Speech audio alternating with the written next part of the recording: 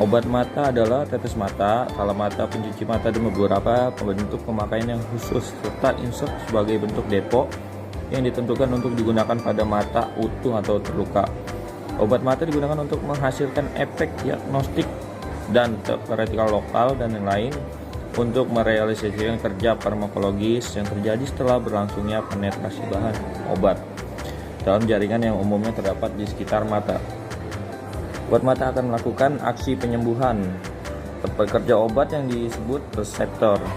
Ketika obat tetes mata atau salep mata masuk ke organ mata, zat aktif obat tersebut akan diserap, diabsorpsi ke pembuluh air mata, kemudian didistribusikan ke seluruh bagian bola mata melalui air mata yang diproduksi dari bagian dalam bola mata posterior dan dialirkan bagian luar bola mata anterior.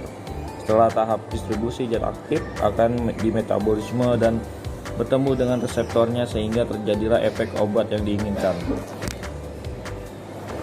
Eliminasi obat pada permukaan bola mata terjadi sesaat setelah pemberian obat secara topikal. Air mata akan mengencerkan obat dan mengalirkan obat tersebut ke ductus nasoclarimal.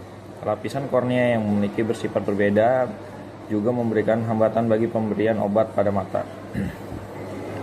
Bagaimana cara menggunakan obat mata? Nah, pertama dengan tetes mata itu mencuci tangan, buka tutup kemasan, teteskan obat di bagian kelopak mata bawah, terus tutup kelopak mata sambil sedikit menekan ujung mata bagian dalam, dan lalu setelah itu cuci tangan kembali. Untuk penggunaan salep mata, yang pertama mencuci tangan, buka tutup kemasan, masukkan obat ke kelopak mata bawah langsung dari tutup salep tanpa perantara. Tutup mata sambil mengarahkan bola mata ke kiri dan ke kanan agar obat tersebar merata dalam obat mata. Lalu cuci tangan kembali. Tetes mata merupakan larutan steril dan sebagian besar bersifat isotonik yang mengandung obat atau hanya sebagai air mata buatan. Dan juga ada salep. Sediaan salep mata adalah suatu sediaan yang steril, semi solid dan homogen. Sediaan ini membutuhkan zat non-aqueous yang tidak mengiritasi mata. Di sini juga ada hidrogel. Hidrogel dibentuk dari sediaan kental yang dilarutkan di air atau cairan hidrofilik. Sediaan ini digunakan untuk meningkatkan waktu tinggal obat di permukaan mata. Hidrogel lebih mudah diterima oleh pasien karena efek samping sistemik yang lebih sedikit.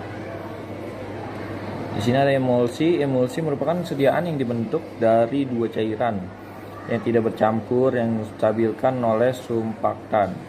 Emulsi memiliki sifat jernih dan stabil secara termodinamik. Terdapat dua tipe emulsi, yaitu oil in water dan water in oil.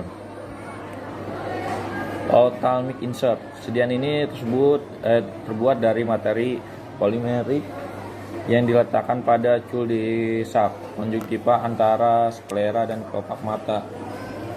Bentuk sediaan ini dikembangkan untuk meningkatkan biopabilitas dengan meningkatkan waktu kontak antara obat dan permukaan bola mata. Sini juga ada lensa kontak. Kita sering juga dengar nih lensa kontak, merupakan plastik transparan yang berbentuk bulat, tipis dan melengkung yang diletakkan di permukaan bola mata yang menempel pada kornea dan sklera. Pemberian obat menggunakan lensa kontak akan meningkatkan waktu tinggal obat di permukaan mata. Pemberian obat pada lensa kontak dilakukan dengan cara pencetakan atau dengan cara perendaman sederhana. Sediaan lokal. Pemberian obat secara lokal dapat melalui dua cara, yaitu periokular dan intraokular. Pemberian dengan cara periokular terdiri dari rute subkonjungtiva, subtenon, dan retrobulbar. Pemberian intraokular diberikan melalui intramikral di bilik mata dengan depan mata dan intravitreus di rongga vitreus. Sekian dari saya, terima kasih. Wassalamualaikum warahmatullahi wabarakatuh.